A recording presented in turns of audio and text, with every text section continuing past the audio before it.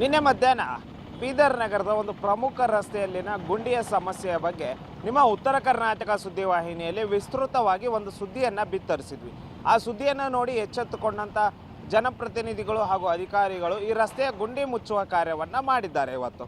ಆದರೆ ಆ ಗುಂಡಿ ಮುಚ್ಚುವ ಕಾರ್ಯವನ್ನು ಎಷ್ಟರ ಮಟ್ಟಿಗೆ ಮಾಡಿದ್ದಾರೆ ಎಂಬುದನ್ನು ನಾವು ನಿಮಗೆ ಲೈವ್ ಆಗಿ ತೋರಿಸ್ತಾ ಹೋಗ್ತೀವಿ. ಇವತ್ತು ನೋಡ್ತಾ ಇರ್ಬೋದು. ಈಗ ಏನು ನಿನ್ನೆ ಇದೇ ರಸ್ತೆಯಲ್ಲಿ ನಿಂತು ಏನು 180 ಇಂಚಿನಷ್ಟು ಅಗಲ ಹಾಗೂ 160 ಇಂಚಿನಷ್ಟು ಉದ್ದದ ಒಂದು ಗುಂಡಿಯ ಬಗ್ಗೆ ತೋರಿಸಿದೆ, ಅಳತೆ ಮಾಡಿ ತೋರಿಸಿದೆ. ಏನು ನಿಮಗೆ ಕಾಣಿಸ್ತಾ ಇದೆ ದೃಶ್ಯದಲ್ಲಿ, ಇದೇ ಗುಂಡಿ ಅದು ನಾನು ತೋರಿಸಿದ್ದೆ.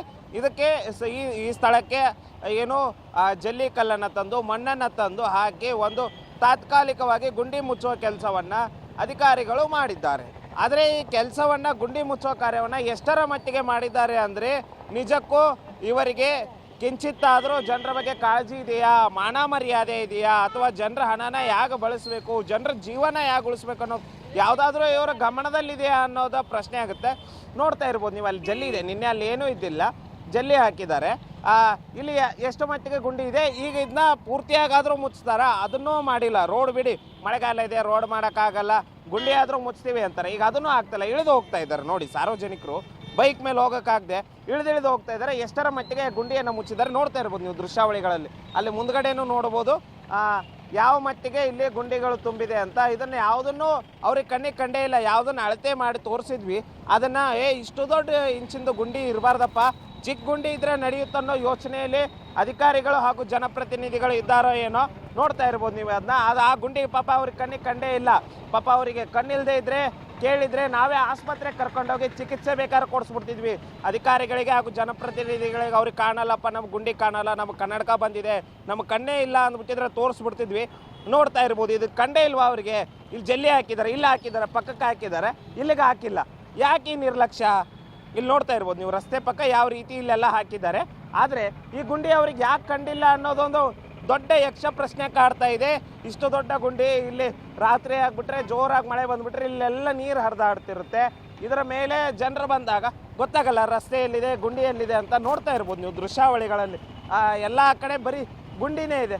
ಮುಚ್ಚೋ ಅಂಥ ಕೆಲಸನೂ ಇವ್ರಿಗೆ ಮಾಡೋಕ್ಕೆ ಬರಲ್ಲ. ಗುಂಡಿ ಇರದಿರೋ ಥರ ರಸ್ತೆ ಮಾಡೋಕ್ಕೆ, ಸಮರ್ಪಕವಾದ ರಸ್ತೆ ಮಾಡೋಕ್ಕೆ ಬರಲ್ಲ. ಆಯಿತು, ಟೆಂಪ್ರವರಿಗಾದ್ರೂ ತಾತ್ಕಾಲಿಕವಾಗಾದರೂ ಒಂದು ನೆಟ್ಟಿಗಿರೋ ರಸ್ತೆ ಮಾಡೋಕ್ಕೆ ಬರಲ್ಲ ಅಂದರೆ ಯಾವ ರೀತಿ ವ್ಯವಸ್ಥೆ ಬೀದರ್ ಜಿಲ್ಲೆಯಲ್ಲಿ ನಿರ್ಮಾಣವಾಗಿದೆ ಅಂತ ಹೇಳ್ಬೋದು. ಜಿಲ್ಲಾ ಕೇಂದ್ರ ಇದು ಯಾವುದೋ ಒಂದು ಹಳ್ಳಿದೋ ಯಾವುದೋ ಒಂದು ಒಳಗಿನ ರಸ್ತೆದು ಅಲ್ಲ, ಪ್ರಮುಖ ರಸ್ತೆ, ನಗರದ ಪ್ರಮುಖ ರಸ್ತೆ.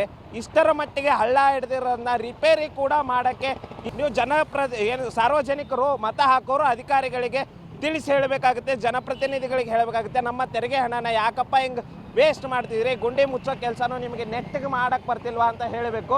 ನೋಡ್ತಾ ಇರ್ಬೋದು ನೀವು ಇಲ್ಲಿ ಯಾವ ರೀತಿ ಇದೆ. ಇವ್ರು ನಿಜವಾಗ್ಲೂ ಅವ್ರಿಗೆ ಆತ್ಮಸಾಕ್ಷಿ ಅನ್ನೋದು ಇದೆಯಾ ಅನ್ನೋ ಒಂದು ಪ್ರಶ್ನೆ ಕಾಡುತ್ತೆ. ಯಾಕಂದರೆ ಆತ್ಮಸಾಕ್ಷಿ ಇದ್ದರೆ, ಜನರ ಬಗ್ಗೆ ಕಾಳಜಿ ಇದ್ದರೆ ನಿಜಕ್ಕೂ ಈ ರೀತಿ ಗುಂಡಿ ಮುಚ್ಚೋ ಕೆಲಸನೂ ಅವ್ರು ಮಾಡ್ತಿದ್ದಿಲ್ಲ, ನೆಟ್ಟಿಗೆ ಮಾಡ್ತಿದ್ರು. ಗುಂಡಿ ಮುಚ್ಚೋ ಕೆಲಸನ ನೆಟ್ಟಿಗೆ ಮಾಡ್ತಿದ್ರು. ಇದೇನು ರೀ ಇದು, ಗುಂಡಿ ಮುಚ್ಚೋದಲ್ಲ, ಇದು ಏನೂ ಮಾಡಿಲ್ಲ. ಇವರು ಸುಮ್ಮನೆ ಒಂದು ಟ್ರಿಪ್ ಕಲ್ತಂದು ಹಾಕಿದ್ದಾರೆ, ಹಾಕಿದ್ದೀವಿ, ಮಾಡಿದ್ದೀವಿ ಅನ್ನೋ ರೀತಿಯಲ್ಲಿ ಬಿಂಬಿಸೋಕ್ಕೆ ಇಲ್ಲಿನ ಅಧಿಕಾರಿಗಳು, ಜನಪ್ರತಿನಿಧಿಗಳು ಹೊರಟಿದ್ದಾರೆ. ನಿಜಕ್ಕೂ ಇದು ಶೋಚನೀಯ ಅಂತ ಹೇಳ್ಬೋದು. ಇದು ಬೀದರ್ ಜಿಲ್ಲೆಯ ದುರಂತ ಅಂದರೆ ತಪ್ಪಾಗಲಾರದು. ಉಸ್ತುವಾರಿ ಸಚಿವರು ಕೂಡಲೇ ಇದ್ರ ಬಗ್ಗೆ ಗಮನ ಹರಿಸಬೇಕು. ಜಿಲ್ಲಾ ಕೇಂದ್ರದಲ್ಲಿನ ರಸ್ತೆಗಳು ಇಷ್ಟರ ಮಟ್ಟಿಗೆ ಹದಗೆಟ್ಟಿರೋದನ್ನು ಅಧಿಕಾರಿಗಳು ಯಾಕೆ ಎಷ್ಟು ನಿಷ್ಕಾಳಜಿ ವಹಿಸಿದ್ದಾರೆ ಅನ್ನೋದ್ರ ಬಗ್ಗೆ ವರದಿಯನ್ನು ತೆಗೆದುಕೊಂಡು ಜನರಿಗೆ ಸುರಕ್ಷಿತವಾಗಿ ಜೀವವನ್ನು ಕೈಯಲ್ಲಿ ಹಿಡಿದೆ ಏನು ನಿರ್ಭೀತಿಯಿಂದ ಮನೆಯಾಗೆ ಹೋಗುವ ರೀತಿಯಲ್ಲಿ ಒಂದು ಬದುಕುವ ಗ್ಯಾರಂಟಿಯನ್ನು ಈ ಗ್ಯಾರಂಟಿ ಸರ್ಕಾರದಿಂದ ನೀಡಿದರೆ ಒಳ್ಳೆಯದಾಗುತ್ತೆ ಅನ್ನೋದು ನಮ್ಮ ಆಶಯವಾಗಿದೆ. ಕ್ಯಾಮ್ರಾಮನ್ ಸಂತೋಷ್ ಜೊತೆ ದೇವರಾಜ್ ಹೊಣಗೆರೆ, ಉತ್ತರ ಕರ್ನಾಟಕ ನ್ಯೂಸ್, ಬೀದರ್.